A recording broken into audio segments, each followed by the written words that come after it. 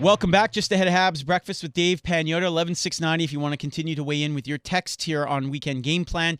Time for the Amateur Sports Report with Mark Lidbetter, sports@thesuburban.com to reach Mark on a weekly basis. Mark, let's start on the gridiron.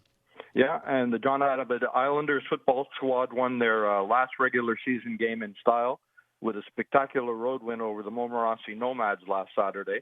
Now, the Isles defeated the Nomads 40-34 in a double overtime to claim first place and earn home field advantage in the postseason on the road to the Bowl d'Or. It was a battle for first between the two powerhouse teams, with Abbott needing to win by 4 points to take the top spot. And with the Isles owning a 27-17 lead in the fourth quarter, Montmorency battled back to tie the score and force overtime. Now, in the first OT session, they both exchanged touchdowns to set up a 34-34 score in second segment. Now, in the second overtime, Montmorency started with the ball, couldn't advance it, ended up going with a field goal attempt, but the snap was fumbled, giving Abbott the ball. And on 6 plays, 6 carries by Sean Valentine, he hauled the ball into the end zone for the win. Now, the Isles have a bye week, and before their quarterfinal home game against the Filion, to siege up to Thetford on November 6th, and that time will be confirmed. All right, Mark, moving on, Lakeshore football. And after another successful season, the Lakeshore Cougars look to continue their run of recent success as they host 5 playoff semifinals games today at Parc des Bénévoles in Kirkland. Adam to midget, the Cougars lost only 2 games in the 2021 campaign. Now, the 8-0 Mosquito Cougars will also seek to continue their undefeated season when they take on the Greenfield Park Panthers at 9:30 a.m.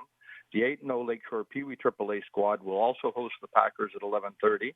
The Adam Cougars put their 7-1 record on the line against the Sunnybrook Chiefs at 1:30. The 7-1 Bantam AAA Cougars face St. Leonard Cougars at 4. And the expansion midget AAA Cougars, who had a perfect 8-0 season, close out the day against LaSalle with a 7:30 p.m. kickoff. Lots of good ball today. All right, and finally, let's get to the ice. Yeah, yesterday afternoon, the St. Jean Vianney Dragons and the Laval Junior Academy Vipers played to an entertaining 2-2 draw in a high-octane Bantam game in GMAA action.